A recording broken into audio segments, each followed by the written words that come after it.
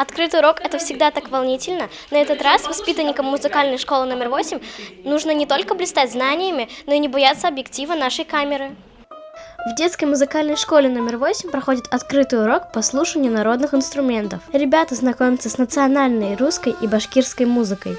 Ведь нужно знать не только классический репертуар, но и такой.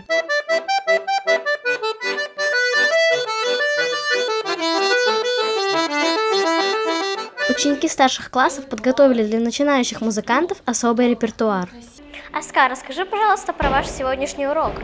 Сегодня мы изучали русские народные инструменты. Например, балалайка. На ней сначала было 2 струны, а потом уже поставили 3 струны.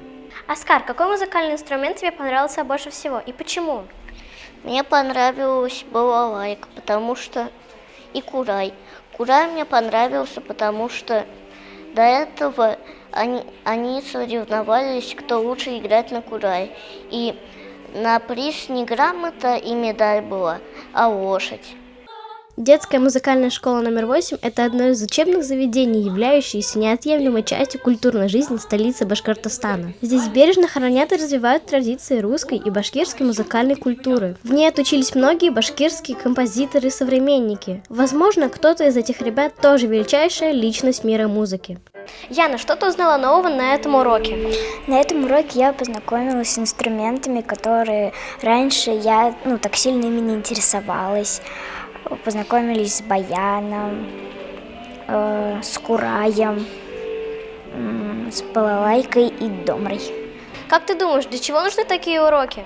Такие уроки нужны, чтобы мы узнавали не только о своем инструменте, на котором мы играем, а обо всех инструментах, которые есть в нашей музыкальной школе.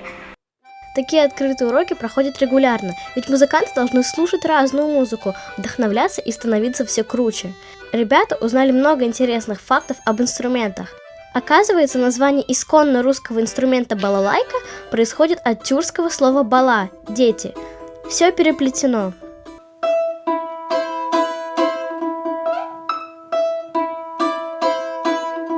Учеба в музыкальной школе – это не только бесконечное изучение нот, ведь, как известно, любой музыкант должен быть эрудированным человеком. Изабелла Сидикова, Азамат Даянов, специально для Горы новостей.